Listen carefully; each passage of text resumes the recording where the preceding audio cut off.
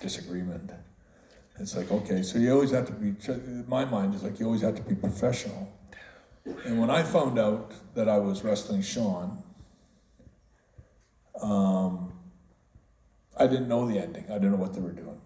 And my contract was up in limbo. I wasn't sure if I was staying or going, or but I just know that Shawn, I went to Vince. No, I went to Shawn. That's right. This is the crux of the whole screw job. I went to Shawn and said, "Hey, I heard we're wrestling at Survivor Series."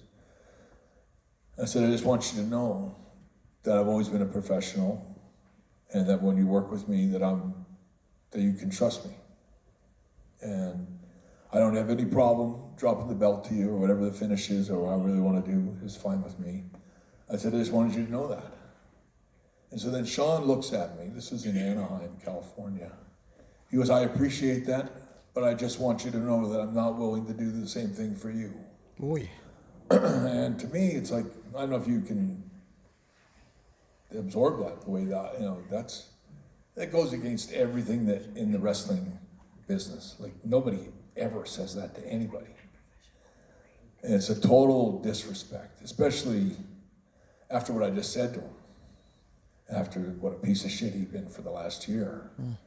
And I was like, I took the high road and told you I'd be happy to do whatever they want. I have no problem losing to you.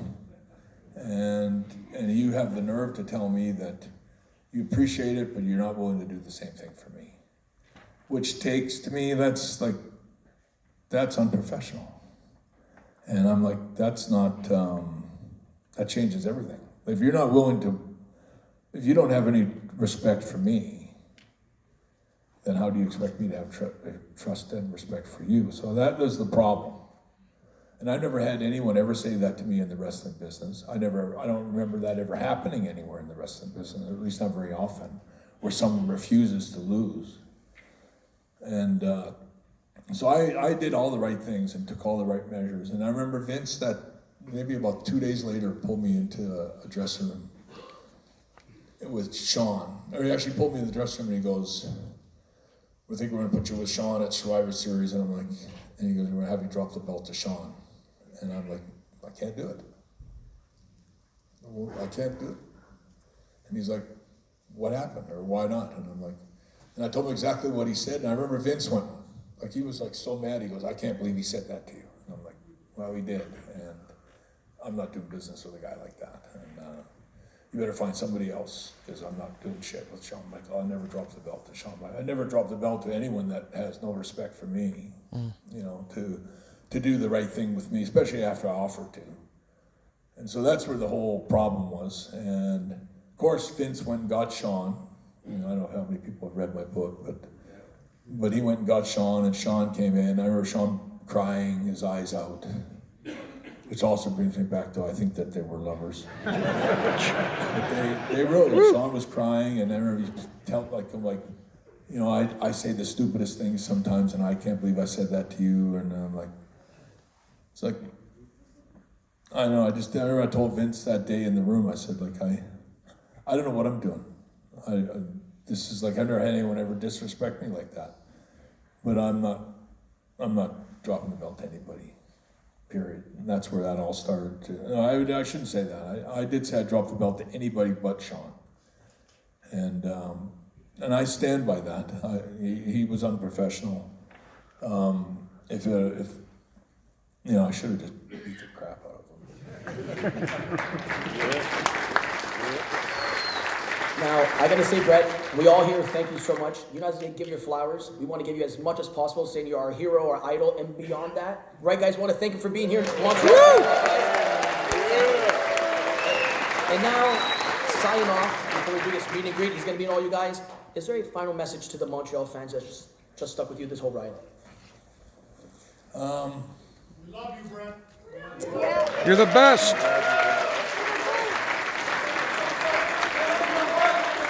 Best from the rest. Thank you, Bret. Thank you, Bret. Thank you guys. Thank you all for watching me for so many years. And I just want to say, I know that it's, I can only, sort of like, when I think about when I punched Vince McMahon, like, I don't want to leave this room without sort of letting you experience the moment. I just want to describe it to you. I did everything I could to be a professional that day, and I stood my ground on integrity, I was right, they were wrong, and, when they screwed me in the ring, like when I watched that Wrestling with Shadows back, I watched it on Friday before I left in Calgary. And I remember being in the ring, I did everything I could. I remember even when I walked out to the ring, it's like they're gonna try to screw me for sure. Like I know it's coming.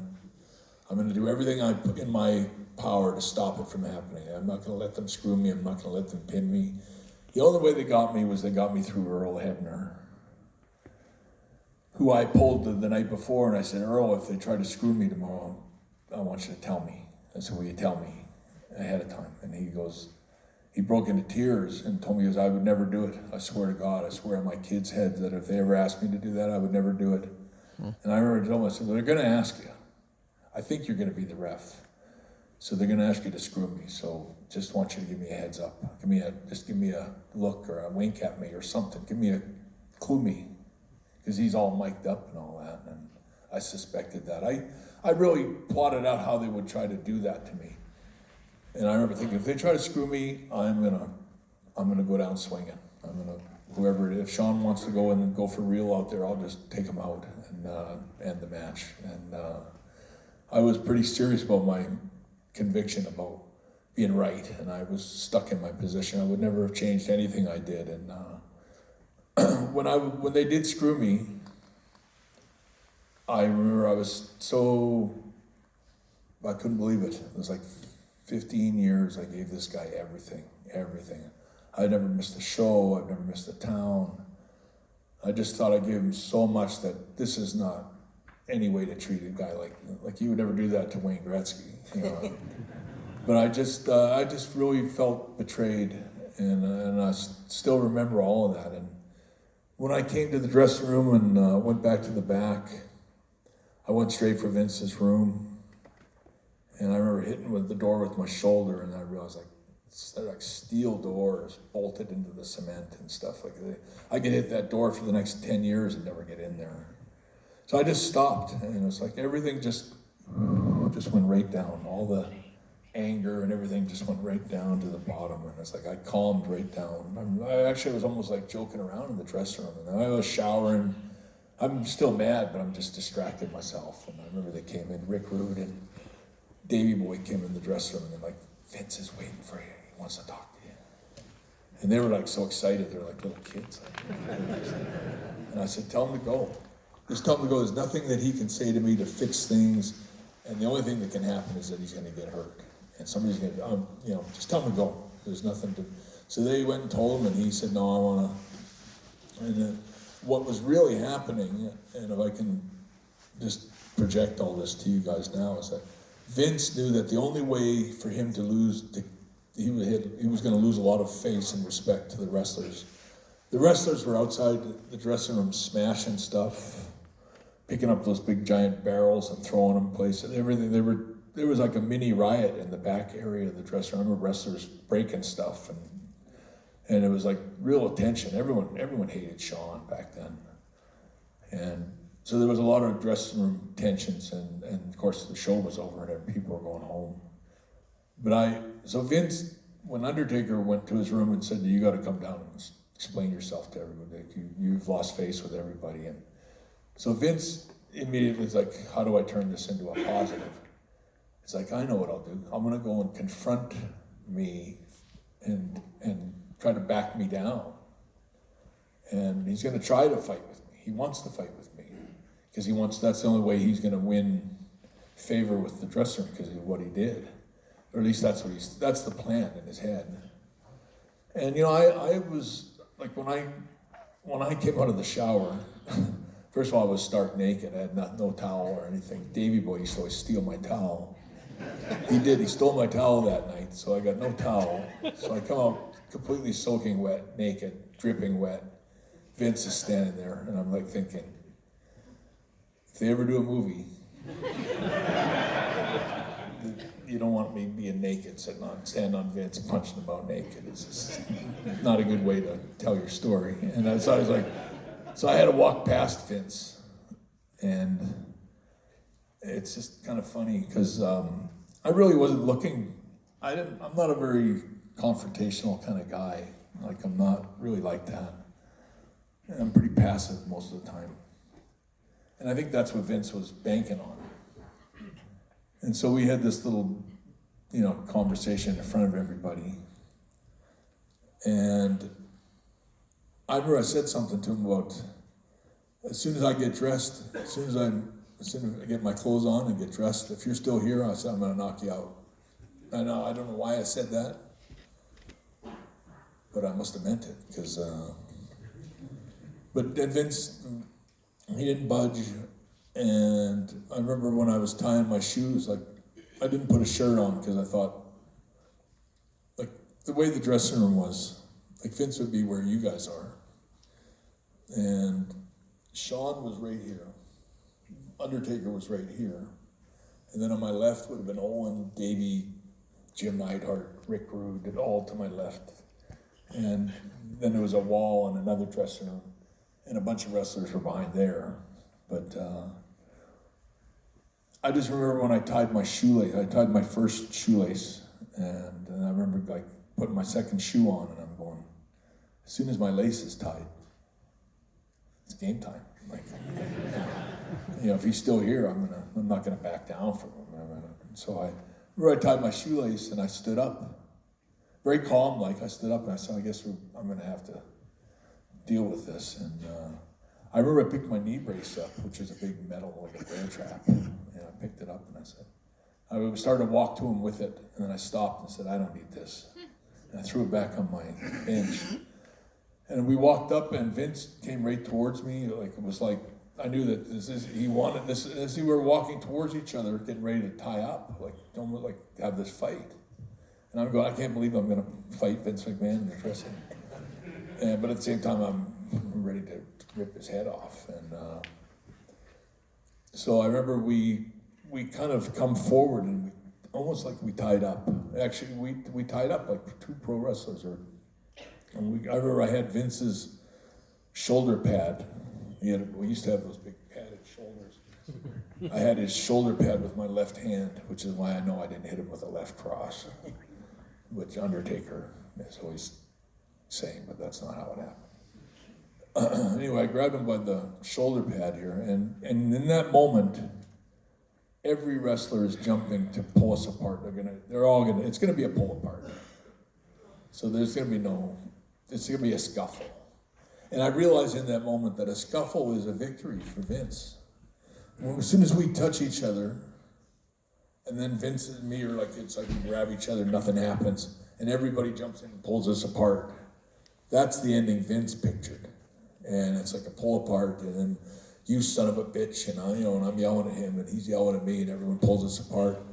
To Vince, that's the beautiful ending. That's the perfect way for this story to end, because he stood up to one of his wrestlers and all this kind of crap. And I'm like, we tied up, and I remember thinking, if I throw a punch right now, someone's gonna grab my arm, and that'll be the end of it. And it'll be a big giant pull apart with a bunch of ripped shirts and stuff, but nobody's gonna make it. It'll be yelling at each other, and Vince going, I won. Like, this will give me the respect that I need in the dressing room.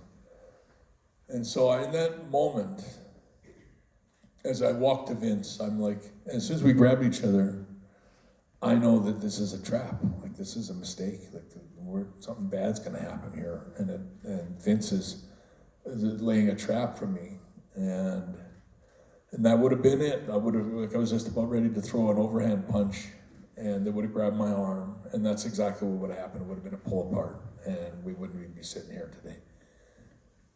But instead, I remember I was like, I'm gonna go with an uppercut. And my God, that was such a great punch. Woo! Finally. And I just want to project, like, Vince lay on the ground like a starfish. He was like down, out cold for maybe 5 minutes. And I remember I just sat down. Everybody just sat down, and it was just, everyone was at Vince's. Like, first he's out cold, and then they sat him up on his, and then they dragged him by his arms and armpits. They picked him up and brought him over to a chair and sat him on the bench. And he was like trying to shake this. He was out cold. I broke my hand, and I knew it right then. And I remember sitting there, and I thought Shawn was like this. Shawn was like this, and he was crying. His lover. And I just knocked out Vince, who was still out cold. And I remember looking over at Shawn, and I remember his face, like he's bent over. I remember like, I should go for a 50-yard field goal right now.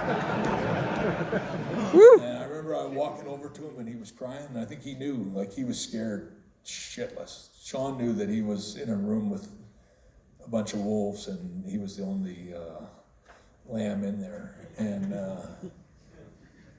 I remember walking over to him, and I remember thinking about it, and I said, I should just kick the shit out of him right now. I know he was in on it.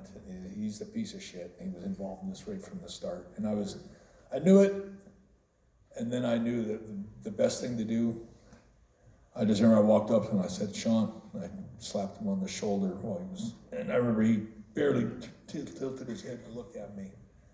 And I looked at him, I said, thanks for the match. Wow. Woo!